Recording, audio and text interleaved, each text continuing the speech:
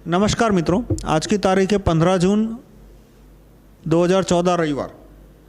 ये video technology transfer के ऊपर है in context of defence, FDI in defence. मतलब एफडीआई इन डिफेंस का एक सबसे बड़ा पॉइंट ये बताया जाता है कि इससे टेक्नोलॉजी ट्रांसफ़र होगी। टेक्नोलॉजी ट्रांसफ़र होगी तो भारत के जो इंजीनियर है उनको भी वो वेपन बनाने की टेक्नोलॉजी उनके पास आ जाएगी और इससे वो बाद में हम हथियार खुद 100% अपने आप बना पाएंगे। तो इसमें पहले तो यह है कि जो वेपन डिफेंस डिपार्टमेंट की जितनी भी कंपनियां हैं, अमेरिका की, फ्रांस की, अमेरिका की जितनी भी कंपनियां हैं वो अमेरिका के गवर्नमेंट के अंडर में है। जैसे वेपन मैन्युफैक्चरिंग कंपनी है लॉकहीड मार्टिन, तो उसको चेयरमैन को पानी भी पीना हो तो यूएस गवर्नमेंट की परमिशन के बिना वो नहीं पी सकता। यूएस गवर्नमेंट ने इतने सारे कॉन्ट्रैक्ट साइन करके रखे, इतना सारा पैसा देते हैं वो कंपनियों को रिसर्च के लिए, फाइनल प्रोडक्ट मैन्युफैक्चरिंग के लिए, कि ये कंपनियां गवर्नमेंट की परमिशन के बिना कुछ नहीं कर सकती। तो जब ये टेक्नोलॉजी ट्रांसफ़र का कॉन्ट्रैक्ट साइन करेगी तो उसमें ब्लैक एंड वाइट में लिख देगी कि सब्जेक्ट टू यूएस रूल्स, कि subject to laws made by US government. अब वो कॉन्ट्रैक्ट, पहले तो देखो भारत की कंपनियां जो एफडीआई का कॉन्ट्रैक्ट साइन करेगी कोई गारंटी नहीं है कि वो भारत की पब्लिक को दिखाएगी। जैसे मैं आपको एग्जांपल दूं कि वेस्ट बंगाल गवर्नमेंट ने जो टाटा नैनो के साथ एग्रीमेंट किया उसकी कॉपी पब्लिक को नहीं दी गई। इसी तरह से गुजरात गवर्नमेंट ने भी टाटा नैनो के साथ जो एग्रीमेंट किया उसकी कॉपी भारत की पब्लिक को, गुजरात की प्रजा को नहीं दी गई। उसमें क्या लिखा था, कोई कहते हैं कि उसमें सिर्फ 1% लोन दी, कोई कहते थे 1% इंटरेस्ट पे लोन दी। अब जो भी है, ये लॉ है वो दिखते नहीं है को। अब भारत सरकार ने जो कॉन्ट्रैक्ट किया था transfer of power agreement Britain सरकार से 1947 में, उसकी भी कॉपी मुझे नेट पे नहीं मिल रही। तो ऐसे में यदि कॉन्ट्रैक्ट में एक लाइन लिख दी गई कि subject to rules made by US government, तो आखिरी दिन में मान लो यूएस सरकार लॉ बना देती है कि ट्रांसफर ऑफ टेक्नोलॉजी नहीं होगा, तो जो अमेरिकन कंपनी भारत में आई है या जापान की कंपनी भारत में आई है, लॉकहीड या जो भी है, जेट, बोइंग जो भी है, वो आखिरी मोमेंट पे वो अमेरिका का कानून बता के हाथ खड़े कर देगी कि देखो हमने तो कॉन्ट्रैक्ट में लिखा था subject to US rule, laws and regulations. अब जो फ्रांस की कंपनियां है वो फ्रेंच गवर्नमेंट के अंडर में है, ब्रिटेन की कंपनी ब्रिटिश गवर्नमेंट के अंडर में, और वो सब अमेरिका की गवर्नमेंट के अंडर में कैसे हैं कि वो सब कंट्री है वो नेटो के अंडर में है। और नेटो में मतलब जो नेटो डिसीजन लेता है वो सारी गवर्नमेंट के ऊपर बाइंडिंग बन जाता है, और नेटो में अमेरिका ही डिसीजन लेता है सारे डिसीजन नेटो के नाम पे। तो नेटो मान लो ब्रिटेन की कंपनी ने भारत में हथियार बनाने शुरू किया और नेटो एक रेजोल्यूशन पास करता है कि इतनी चीज़ों पे टेक्नोलॉजी ट्रांसफर नहीं होगा, तो यूएस गवर्नमेंट भी आ रही, यूके की गवर्नमेंट भी वो लॉ बना देगी।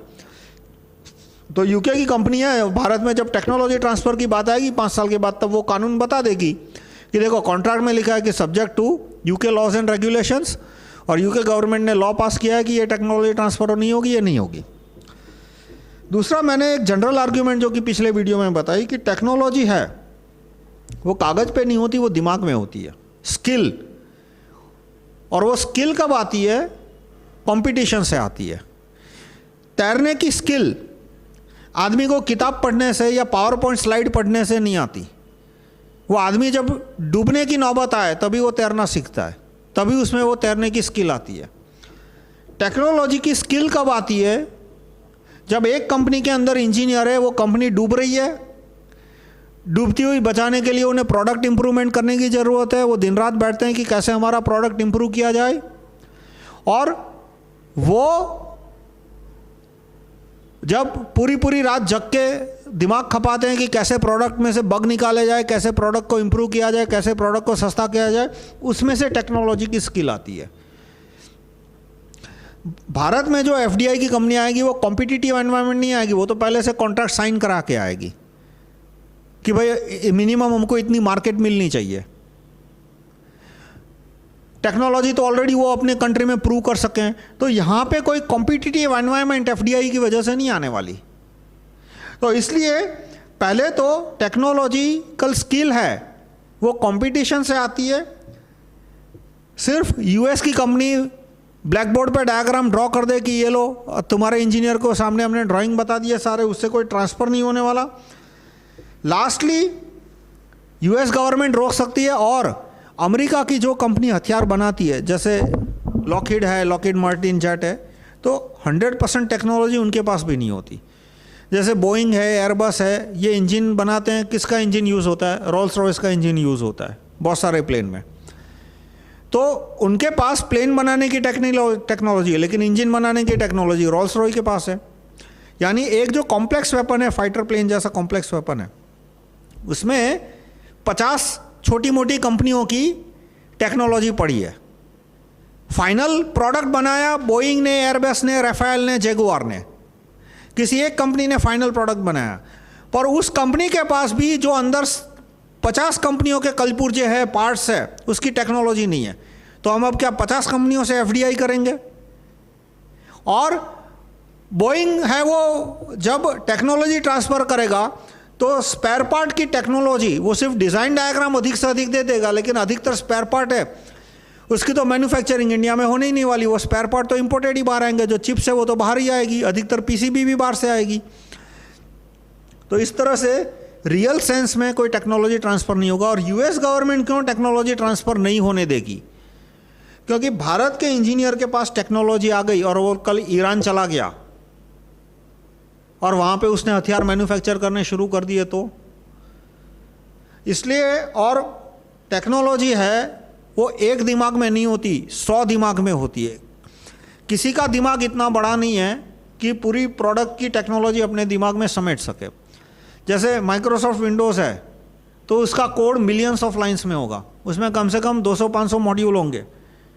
किसी एक आदमी के दिमाग के बस की बात नहीं है कि 500 मॉड्यूल की टेक्नोलॉजी वो अपने दिमाग में एब्जॉर्ब कर सके। कम से कम वो पूरी टेक्नोलॉजी है वो 200-500 हज़ार ब्रेन्स में डिवाइडेड है, और वो या उसका इक्विवेलेंट ब्रेन जब एक कंपनी के नीचे काम करे या अलग अलग कंपनी आपस में कॉन्ट्रैक्ट बना के काम करे, तभी वो प्रोडक्ट को रिप्लिकेट कर पाएंगे। मान लो आज माइक्रोसॉफ्ट विंडोज़ को रिप्लिकेट करना है, पायरेटेड नहीं बोल रहा, उसकी कॉपी करना तो 2 मिनट का काम है, पर मान लो स्क्रैच से पूरी ऑपरेटिंग सिस्टम लिखनी है, तो उतने स्किल्ड इंजीनियर लाना, भले ही उनके पास सोर्स कोड हो, पर चलो ऐसा कहा कि भाई इसको ये विंडोज़ 7 का ये विंडोज़ एक्सपी का कोड है, अब इसको एग्जैक्टली इसी सोर्स कोड को लेके अब विंडोज़ 8 का सोर्स कोड लिखना है या विंडोज़ 7 का सोर्स कोड लिखना है, तो उसके लिए जो स्किल चाहिए वो स्किल मार्केट में जिसने कंपटीशन फेस किया है उसी के पास आ सकती है। यानी ये टेक्नोलॉजी ट्रांसफ़र की जो बात है वो ख्याली पुलाव है। हकीकत में क्या हो रहा है कि भारत के अंदर हथियार बनाने की कंपनियों को सुधारने के लिए जिन जिन कानूनों की ज़रूरत है, wealth tax, jury system, right to recall, DDMR-CMA, delicensing, वो एक भी कानून नरेंद्र मोदी की सरकार को नहीं लाने। वो एक भी कानून नहीं लाने जिससे कि भारत की कंपनियों की हथियार बनाने की क्षमता सुधर सके। कांग्रेस ने भी नहीं लाया, अरविंद आम आदमी पार्टी भी ये सारे कानूनों का विरोध कर रही है। और अब कैसे इस बात को ढका जाए कि भारत में हथियार बनाने की क्षमता इंप्रूव नहीं करनी, इसलिए ये FDI का नाटक हो रहा है कि देखो हम भारत में हथियार बनाने की क्षमता लाएंगे कैसे, विदेशी कंपनियों को आने से।